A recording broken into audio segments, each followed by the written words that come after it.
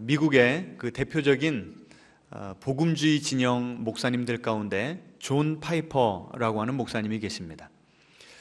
이분이 그 소시적에 당신의 집에 집을 오가면서 늘 보는 걸려있는 액자 하나가 있었다고 합니다. 그 액자에 이런 식구가 쓰여져 있었다고 해요. Only one life. 인생은 한 번뿐이다. It will soon be past. 이제 곧 그 인생이 다 흘러가서 과거로 되어버릴 것이다. Only what's done for Christ will last. 오직 주님을 위해서 내가 행한 일만 will last. 남으리라. 이런 식구가 적혀 있었다고 그래요.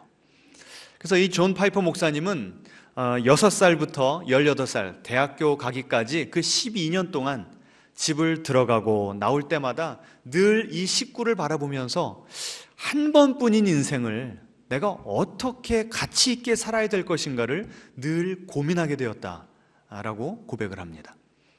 그리고 이 존 파이퍼 목사님의 아버지도 목사님이셨답니다. 부흥 강사셨대요. 그래서 이 아버지 목사님이 어떤 교회에 초청받아서 부흥 집회를 인도하고 있는데 한 어르신이, 머리가 희끗희끗한 어르신이 설교 중에 이렇게 나와가지고 그 아버지 목사님의 손을 잡으시더랍니다.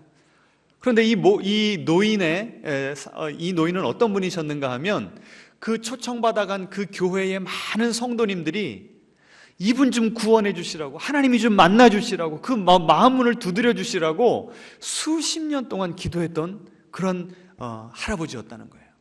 그런데 그렇게 강팍하던 양반이 어느 날 이 존 파이퍼 목사님의 아버지 목사님이 부흥회를 하는데 와가지고 그 앞에서 손을 잡고 회개를 하면서 예수님을 영접하는 놀라운 역사가 벌어졌다는 거예요.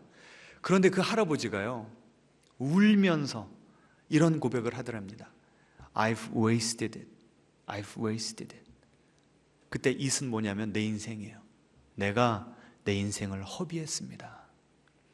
나는 지금까지 내 인생을 헛살았습니다 라고 하면서 막 눈물을 흘리고 회개하면서 예수님을 영접했노라.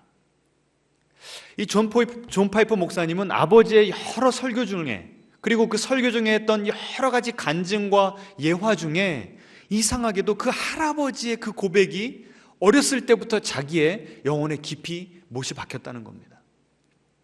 내가 내 인생을 허비했노라. 나는 헛살았노라. 그래서 어렸을 때부터 이 존 파이퍼 목사님은요, 그럼 내가 어떻게 하면 한 번 사는 이 짧은 인생인데 허비하지 않고 살 수 있을 것인가?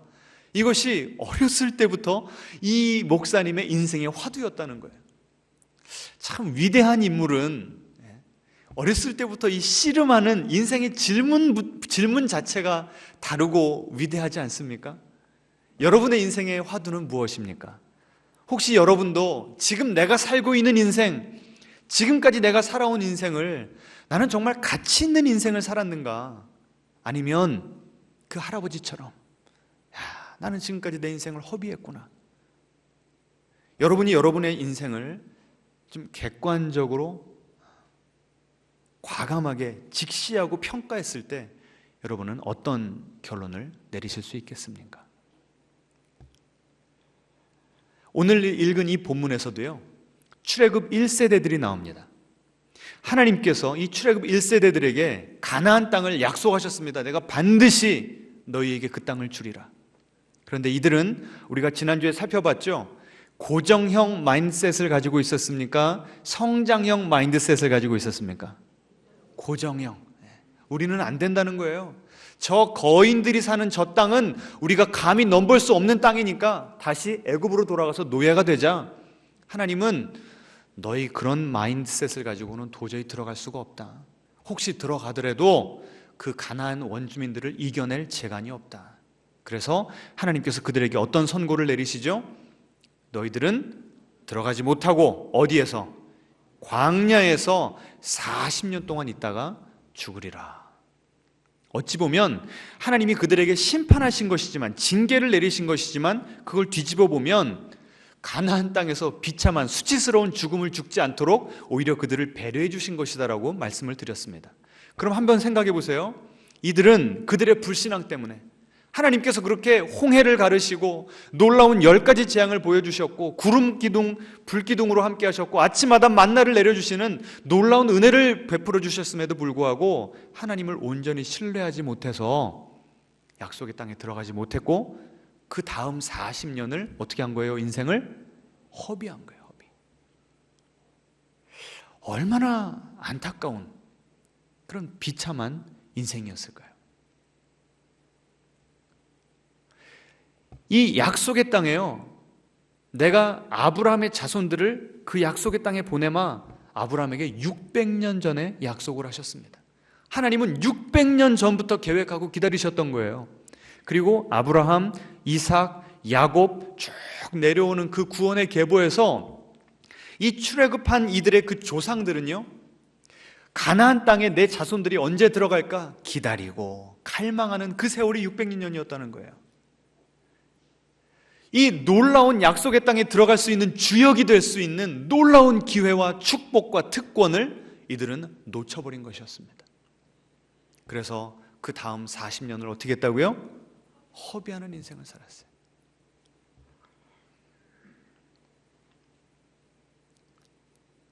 여러분, 이들에게 행하신 하나님의 이 선고가 너무 잔인하다는 생각이 드십니까?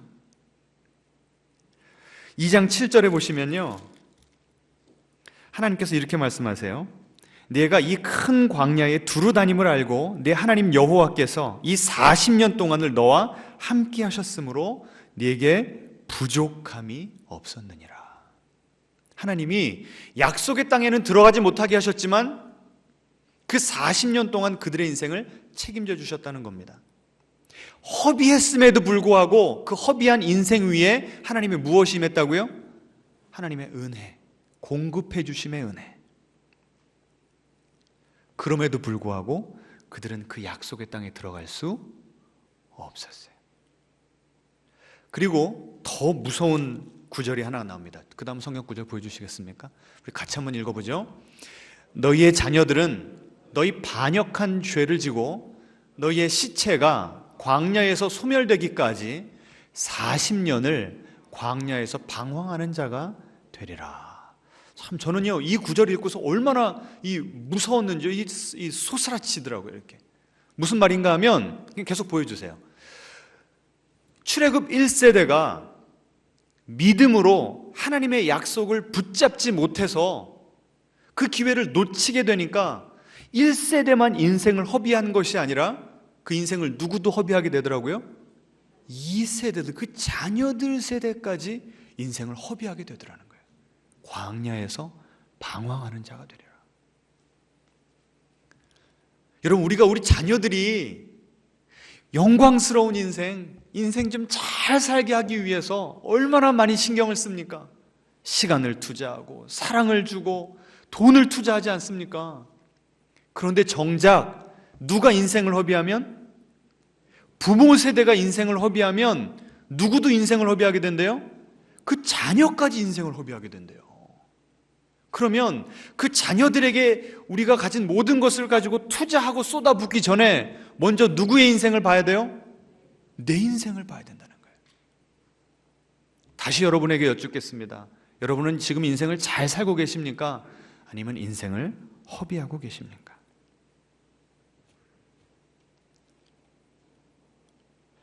자, 그러면 그 다음 우리가 던져야 될 질문은요, 과연 내가 인생을 허비하고 있는가, 잘 살고 있는가의 기준이 무엇인가? 이것이 그 다음에 물어야 되는 질문 아니겠습니까? 여러분 동의하십니까? 무슨 기준이 있어야 그것의 기준에서 내가 잘못 살았다, 잘 살았다를 따지고 평가할 수 있지 않겠습니까? 기준이 무엇일까요? 네, 초반부터 너무 심각한 얘기를 하니까 여러분이 지금 얼어붙으신 것 같아요. 기준은요, 삶의 목적입니다. 내가 부름받으신 그 목적에 합당하게 살고 있으면 지금 당장 내가 경제적으로 어렵고 사회적인 지위가 낮다고 할지언정 내 인생은 결코 헛되지 않는 거예요. 그런데 아무리 남부러운 인생을 산다고 할지라도, 내가 사회적으로 잘 나가고 내 자녀들이 잘 풀린다고 할지라도 내가 그 목적에 맞추어서 살고 있지 못하다면 나는 내 인생을 뭐 하고 있는 겁니까? 허비하고 있는 거예요. 한번 릭 워렌 목사님의 인용문을 같이 좀 읽어보도록 하겠습니다. 같이 읽어보죠. 우리가 우리 자신에게만 초점을 맞춘다면 결코 삶의 목적을 찾을 수 없다. 우리가 우리 자신을 창조하지 않았기에 우리가 무엇을 위해 창조되었는지 알 길이 없다. 삶의 목적에 도달하기 위해서는 어디서부터 시작해야 돼요? 우리의 창조주 하나님으로부터 시작해야 한다. 내가 지금 내 인생을 잘 살고 있는지는 내 인생의 방향, 내 인생의 목적과 의미가 제대로 잡혔는가, 그리고 내가 거기에 맞춰 살고 있는가를 따져봐야 되는데, 내 삶의 목적이 무엇인지, 내가 이 땅에 왜 태어났는지, 무엇을 위해서 태어났는지는 내가 스스로 결정할 수 있습니까? 없습니까? 있어요? 없어요? 세상 철학은 내가 내 인생의 의미와 목적을 창조해야 된다고 가르칩니다. 그런데 성경에서는 뭐라고 말해요? 우리가 이 땅에 태어나기를 하나님께서 언제부터 계획하셨다고 그래요? 내가 태어나기도 전에, 그리고 더 거슬러 올라가면 언제요? 이 세상이 창조되기도 전에 우리가 언제, 어디에서, 어떤 부모 밑에 태어날지를 하나님께서 결정하셨대요. 그렇다고 한다면 우리는 실존주의 철학에 말하듯이 이 세상에 던져진 존재입니까? 내팽개쳐진 존재라 도대체 내가 이 세상에서 무엇을 해야 되는지, 무엇을 위해서 이 세상에 태어났는지를 내가 찾아야 되고 내가 만들어야 되는 존재입니까? 성경에 따르면 그게 아니라는 거예요. 누가 우리를 창조하셨어요? 하나님이 우리를 창조하셨다는 겁니다. 그럼 창조하셨다는 이야기는 대충 그냥 만들어서 내다 던졌다는 거예요? 아니면 하나님의 우리의 인생을 향한 반드시 그런 계획과 목적이 있으시단 말입니까? 후자죠, 후자. 그 다음 인용문 하나 더 보여주시겠습니까? 강영안이라고 하는 그 크리스찬 그 철학자가요, 이렇게 썼습니다. 같이 읽어보죠. 제작자의 설계 계획대로 제대로 올바르게 기능할 때야 바로 존재 의미가 충족이 되듯이 인간과 자연도 창조주의 설계 계획을 따라 올바르게 기능할 때야만 존재 의미가 충족된다고 할 수 있습니다. 말이 좀 어렵죠? 철학자는 좀 어렵습니다. 근데 예를 한번 들어볼게요. 여기 보시면 마이크가 나오죠. 자, 마이크는 왜 존재하는 겁니까? 사람의 육성에 한계가 있으니까 이렇게 많이 모인 분들에게 잘 들리게 하기 위해서 내 육성을 확대시키는 기능이 바로 마이크의 뭐예요? 존재, 의미와 목적이죠. 그런데 그러면 지금 이 마이크는 그 기능을 잘 감당하고 있습니까? 없습니까? 잘 하고 있죠. 여러분 제 목소리 잘 들리시죠? 그러면 이 마이크는 지금 의미 있는 삶을 살고 있는 겁니까? 못 살고 있는 겁니까? 살고 있는 거죠. 그러면 여러분 스스로 한번 스스로가 물어봐야 될 것이, 나는 누가 만들었어요? 하나님이 만드셨죠. 하나님이 나를 무엇 때문에, 어떤 설계의 계획을 가지고 만드셨습니까? 여러분 고민해 보셨습니까? 성경 안에서, 그리고 하나님을 만나시면서 답을 찾으셨습니까? 예, 성경 전체가 우리가 왜 존재해야 되는지, 삶의 목적과 의미에 대한 내용을 담고 있습니다. 근데 그 중에서도 누가 우리를 창조하셨다고요? 그러면 그 창조 목적에 대한 답은 누가 주실 수 있어요? 하나님이 주실 수 있죠. 그래서 오늘은 요한복음 15장에 그 예수님의 육성을 한번 우리가 들어보도록 하겠습니다. 같이 읽어보죠. 나는 포도나무요, 너희는 가지라. 그가 내 안에, 내가 그 안에 거하면 사람이 열매를 많이 맺나니 나를 떠나서는 너희가 아무것도 할 수 없음이라. 자, 어떻게 하면 의미 있는 인생을 살 수 있는가? 어떻게 하면 인생을 허비하지 않는가? 보세요. 너희가 나를 떠나서는 아무것도 할 수 없다. 아무 열매도 맺을 수 없다. 이건 무슨 뜻입니까? 너희는 나를 떠나서는 인생을 뭐 할 수밖에 없다? 허비할 수밖에 없다는 거예요. 그러면 인생 허비하지 않고 제대로 살려면, 하나님의 창조 목적대로 살려면 어떻게 된다는 거예요? 열매 맺는 건 결과입니다. 자, 예수님이 뭐라고요? 포도나무래요. 그럼 우리는 뭐랍니까? 가지래요. 그러면 가지가 나무와 관계에서 할 수 있는 유일한 일은 뭐예요? 예? 붙어 있는 거죠. 붙어 있는 거. 앞뒤자로 인사하겠습니다. 예수님께 잘 붙어 있읍시다.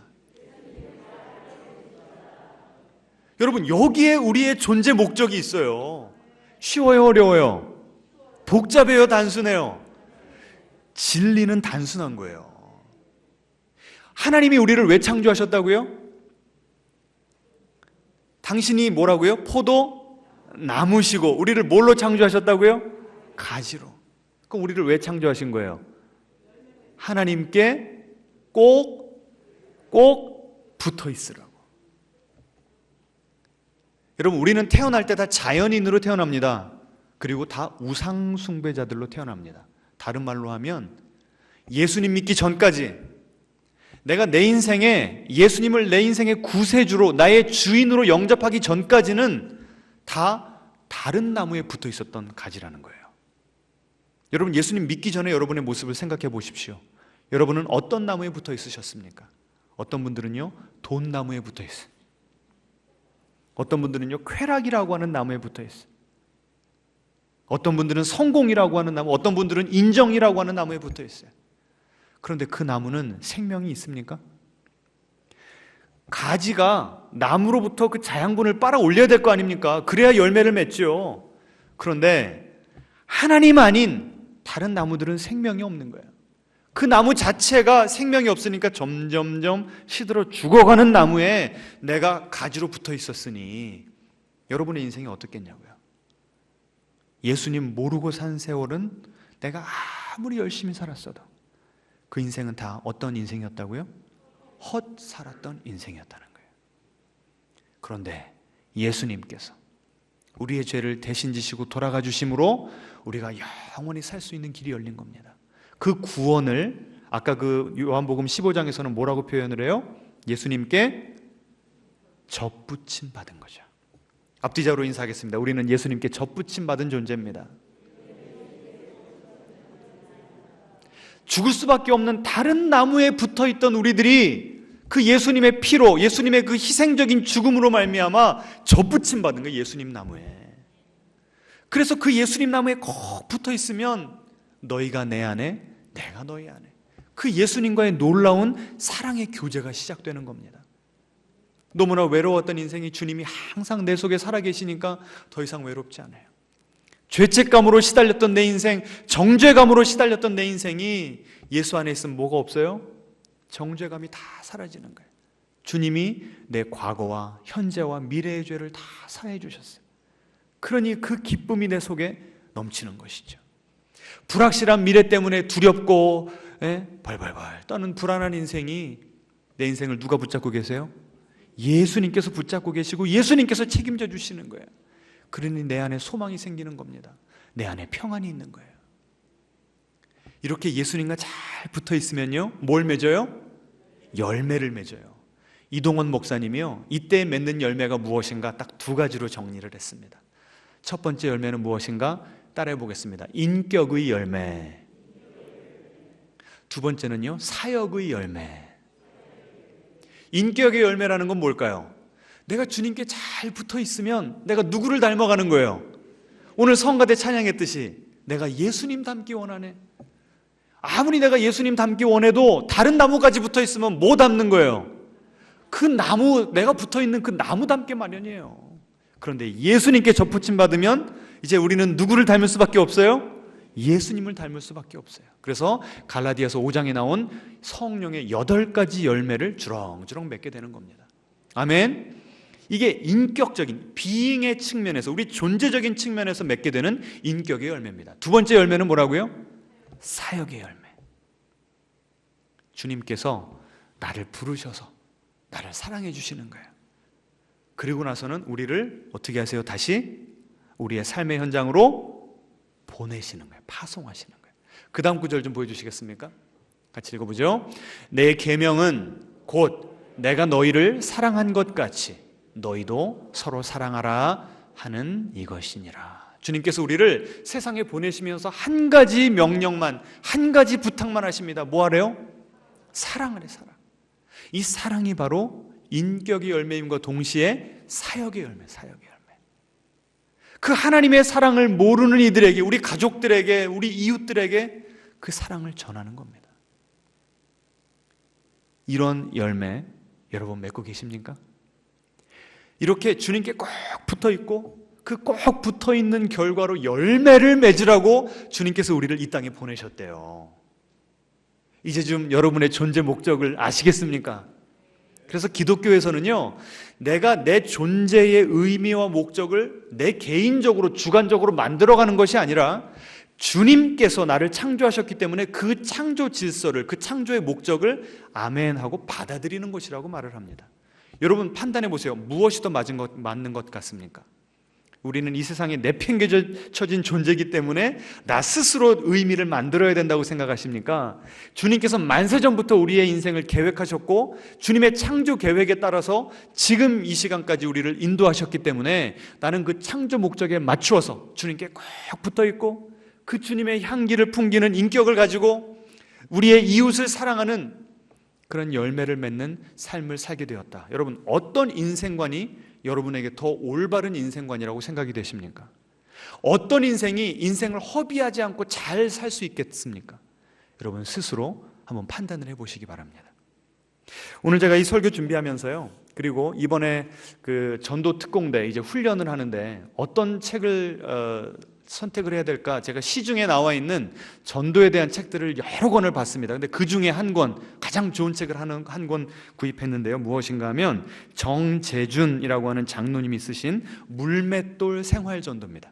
근데 이분이 이 책에 어떻게 해서 당신이 이제 전도자의 삶을 살게 되었는가를 기록을 합니다. 들어가는 글에 이렇게 써놨습니다. 과거 나는 제법 오랫동안 성도라는 꼬리표를 달고 살아가면서도 복음을 전하는 일에는 소극적이다 못해 아예 전도를 포기하고 지냈던 그야말로 전포자였다. 여러분, 수포자가 뭐예요? 수학을 포기한 사람 수포자라고 그러죠. 근데 이 장로님은 스스로를 뭐라고 불렀대요? 전포자. 여러분, 우리 대부분이 지금 전포자로 살고 있지 않습니까? 찔려요, 안 찔려요? 찔리잖아요. 이 장로님도 그렇게 사셨대요. 그런 내가 추구한 삶의 목표는 무엇이었을까? 그러니까 내가 내 스스로 삶의 의미와 목적을 한번 만들어 봤다는 거죠. 저주의 상징인 바벨탑을 쌓는 것이었다. 바벨탑의 의미를 알면서도 삶의 우선순위를 바로잡지 못했고 내 삶의 결정권 또한 주님께 온전히 맡겨드리지 못한 불신앙의 사람이었던 것이다. 머리로는 내 삶을 예수님께 맡겼지만 예배당 문만 나서면 바벨을 향해 달려나갔다. 여러분, 이분은 예수님을 제대로 만나기 전까지 어떤 나무에 붙어 있었던 가지였다고요? 바벨탑이라고 하는 나무, 성공이라고 하는 나무. 근데 이분이 살아온 인생이 이 책에 좀 간단하게 나오는데요. 12살 때 아버지가 사업을 잘해서 유복한 가정이었는데 갑자기 12살 때 아버지가 돌아가신 거예요. 그래서 12살 때부터 소년 가장이 되었습니다. 학교를 제대로 다닐 수가 없어서 공장도 다니고 여러 군데 일을 하다가 한 사장님이 이분을 잘 봐줘가지고 돈을 학비를 대줘서 검정고시로 학교를 나오고 공무원이 된 이런 분이었습니다. 그러니 성공에 대한 집착이 대단한 거죠. 내가 이 가난을 벗어나야 된다. 내가 이 집안을 이렇게 세워야 된다. 이게 너무나 강렬하니까 그런 나무에 붙어서 지금까지 살았다는 거예요. 예수님을 믿었음에도 불구하고 장로가 될 때까지 이분은 그런 인생을 청산하지 못했다는 거예요. 그런데 어느 순간 깨닫게 된 거죠. 야, 나는 지금 생명력 없는 인생을 살고 있구나. 내가 지금까지 내 인생을 뭐 했다? 허비했구나. 그래서 주님께 서원 기도를 드렸습니다. 담임 목사님께 찾아갔답니다. 목사님, 제가 이제부터는 제 인생의 후반전을 전도자로 하나님께 헌신하며 살겠습니다. 혼자 결심하면 그 결심을 못 지킬까 봐 누구를 찾아왔다고요? 여러분, 다음 주부터 저를 좀 찾아오시기 바랍니다. 여러분이 앞으로의 여러분의 인생을 어떻게 살 건지 좀 결정하셔가지고 저에게 와서 좀 같이 약속하고 제가 여러분에게 좀 축복 기도를 해드릴 수 있는 그런 기회를 좀 저에게 주시겠습니까? 아멘. 그래가지고요, 이분이 이제 전도자로 살겠습니다 헌신을 한 겁니다. 그래서 하나님께 기도했대요. 주님, 제가 누구를 먼저 섬겨야 되겠습니까? 그랬더니 하나님께서 감동을 주시기를 네 아내를 먼저 섬겨라. 누가복음 10장에 나온 강도 만난 그 사람을 보살펴준 사마리아인 이야기가 떠오르는데 자기가 지금까지 인생, 결혼 생활을 살펴보니까 내 아내가 누구인가 하면 강도 만난 이웃이었다는 거예요. 누가 그 사람을 그렇게 상처 입혔을까요? 내가. 가부장주의적인 그런 사고방식으로 아내를 사랑해 주겠다고 맹세하면서 결혼했지만 내가 살아가는 모습이 말로, 행동으로 얼마나 성격이 강한지 몰라요, 이분이. 아내를 그렇게 힘들게 했더라는 거죠. 그래서 아내에게 회개를 하고 가사일을 분담하기를 시작하고 그 다음에 내 언어를 바꾸기 위해서 그렇게 노력을 했답니다. 이 대목을 읽는데 제가 얼마나 찔리든지. 저희 어머님이 저한테 그래요. 야, 너는 서울대 나온 놈이 왜 이렇게 멍청하냐. 네 아내 말 한마디면 감정을 풀어주고 사랑받을 것을 왜 그 한마디를 그렇게 사람의 마음을 베베 꼬게 만들고 확 틀어지게 만들어서 너는 10배로 다시 그걸 받아먹냐. 저에게 그냥 혀를 끌끌 차시면서 말씀을 하셔요. 언어가 바뀌어야 됩니다. 아멘. 주님께 꼭 붙어 있으면 그 주님의 사랑의 언어로 바뀌는 거예요. 저부터 좀 변화받아야 되겠습니다. 이 가정에서부터 부부관계가 회복되더라는 거예요. 그러니까 아내와 내가 한 마음이 되어서 전도자로 설 수가 있더라는 거예요. 그리고 나서 하나님께서 자신의 모습을 보여주시는데 회사에서의 자신의 모습을 보여주시더래요. 지금까지는 지적질하고 명령만 하던 사장이었는데 하나님께서 회개케 하시더랍니다. 그래서 이분이 평소보다 1시간씩 출근을 일찍 해서 이 사장님이요, 화장실 청소와 사무실 청소를 시작했대요. 그랬더니 누가 가장 불편해했을까요? 밑에 있는 그 사원들이 불편해했습니다. 사장님, 지금까지 살던 대로 사십시오. 그러더래요. 근데 3개월 동안을 변함없이 그렇게 섬겼더니요, 그 다음부터 이 사장을 바라보는 관점이 달라지더랍니다. 회사원 한 사람 한 사람을 품고 기도하기 시작했고요, 한 사람 한 사람을 불러다가 요새 무엇으로 힘든지, 내가 어떻게 도와줄 수 있는지 물어보기를 시작했대요. 그랬더니 그 회사원들이 이 사장님에게 물어보기를 시작했답니다. 사장님, 왜 이렇게 요새 행동이 바뀌셨습니까? 그러면 그때 뭐 할 수 있는 거예요? 그때 뭐 할 수 있는 거예요? 복음을 전할 수 있는 거죠. 내가 만난 하나님을 증거할 수 있는 거예요. 이렇게요, 점점점 가정에서부터 일터에서부터 만나는 고객에게까지 내가 하나님께 꼭 붙어 있는 삶을 사니까 나를 통해 뭐가 흘러가요? 하나님의 사랑이 흘러가기를 시작하더라는 거예요. 그래서요, 제가 너무 이분이 궁금해서 유튜브에서 이 정재준 장로님을 쳐봤습니다. 그랬더니 이분이 간증 집회를 많이 다니세요. 한 간증 집회를 가셨는데 거기서 그분이 다니시던 교회 예배 실황을 보여주시는 거예요. 담임 목사님이 나오셔가지고, 여러분, 우리 가운데 정재준 장로님 내외분과 그 자녀 4가족이 올 한 해 전도한 분들을 오늘 이 예배에 한 군데로 다 모이시라고 그래서 지금 앉아 있습니다. 한번 다 일어나 보시겠습니까? 라고 하면서 카메라를 딱 비춰주는 거예요. 올 한 해 몇 명이 일어난 줄 아십니까? 어르신부터 어린아이들까지 가정까지 다 전도돼서 나오는데요, 140명이 전도가 됐어요. 물론 코로나 전이기는 합니다만 코로나 전에도 전도가 쉬웠어요, 어려웠어요? 어려웠죠.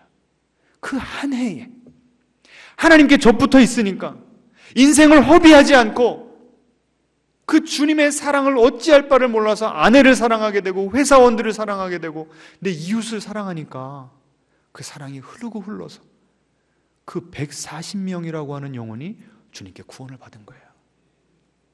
제가 그걸 보고 얼마나 도전을 받고 얼마나 부끄러운지. 여러분, 정말 우리가 인생 제대로 살아왔습니까, 지금까지?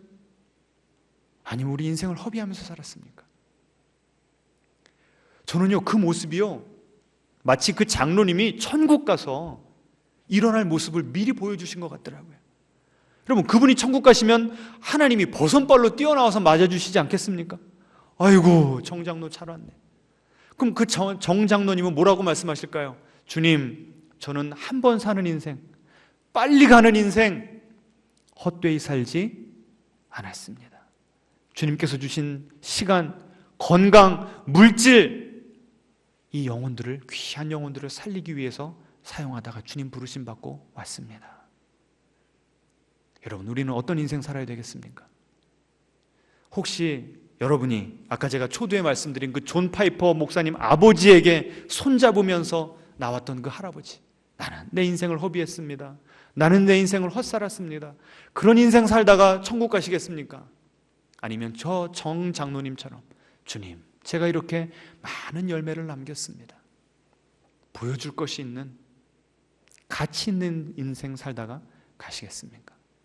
여러분, 인생은 소급됩니다.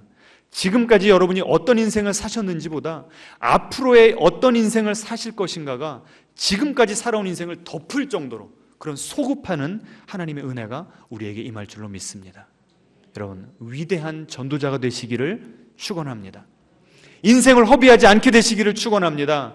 여러분이 하나님께 꼭 붙어 있어서 매일매일 그 주님의 사랑의 자양분을 끌어올리는 그런 복된 인생, 생명 충만한 인생을 살게 되시기를 축원합니다. 그리고 그 넘쳐나는 사랑과 평안과 기쁨을 여러분의 이웃과 나누셔서 그들을 옳은 대로 돌아오게 하는 별과 같이 빛나는 인생 살게 되시기를 주님의 이름으로 축원합니다. 함께 찬양하겠습니다. 내 모습 이대로.